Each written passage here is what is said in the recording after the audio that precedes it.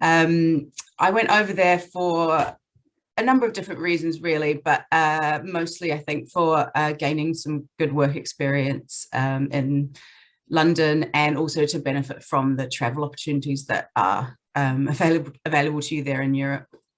And since I've been there, I've worked in quite a lot of different companies. I've stayed in-house. I started as a paralegal actually in a law firm, and I wasn't there for very long before I got my first in-house role with a publishing company.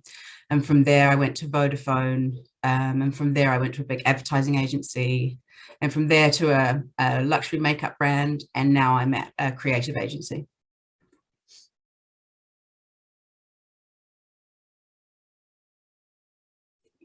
The opportunities there are huge in terms of the work that you get exposed to in the different companies that I've worked in, the kind of the scale of them. They're normally international projects, and you might be working with people in various different countries. So, you know, there's quite a diverse range of people that you work with.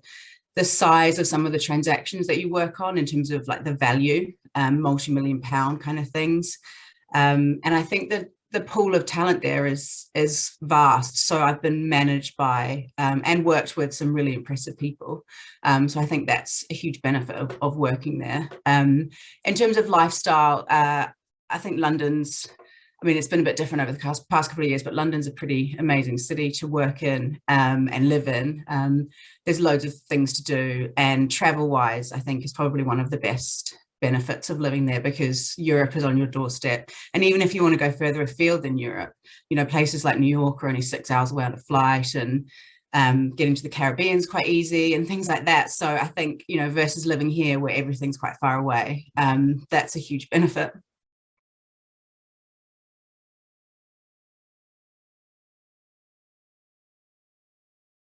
So with Brexit, I think from a kind of personal perspective, I don't think that it had a huge impact on me. But I think for the work, definitely there was, certainly in the legal profession, you know, there was suddenly a whole lot of things that had to be done before Brexit. You know, new regulate, like data protection was one thing that we had, you know, a lot of changes had to be put in place in time for that.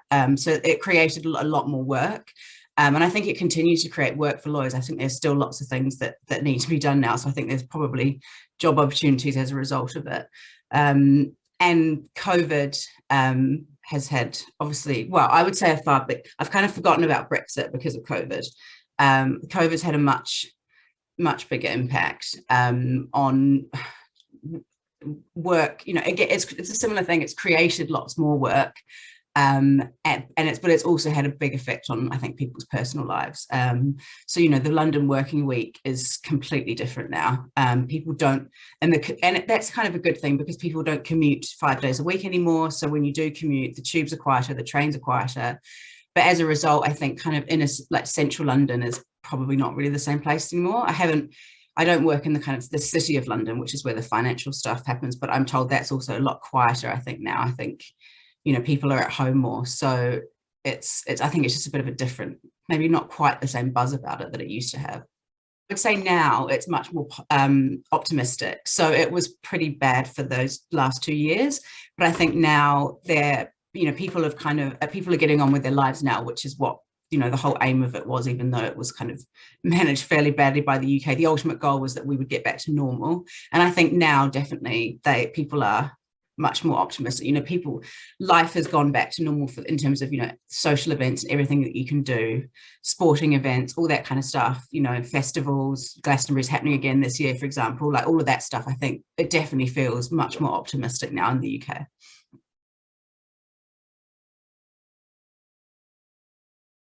I think Kiwis are generally well liked. I think they're seen as the kind of quieter cousin versus the Australians. I think, yeah, they're definitely, I think their attitude is liked, and they seem to crop up everywhere. So, you know, they're definitely employable in the UK, and people, I think they're similar to British people. They've got a similar sense of humour. They get on well with the British in the workplace. So yeah, I think they're definitely regarded well, and you know, would employable there. And especially now that things are, you can come now and have, you know, the experience that you would have had a couple of years ago. So definitely now is a good time, as any to come, I think. Yeah.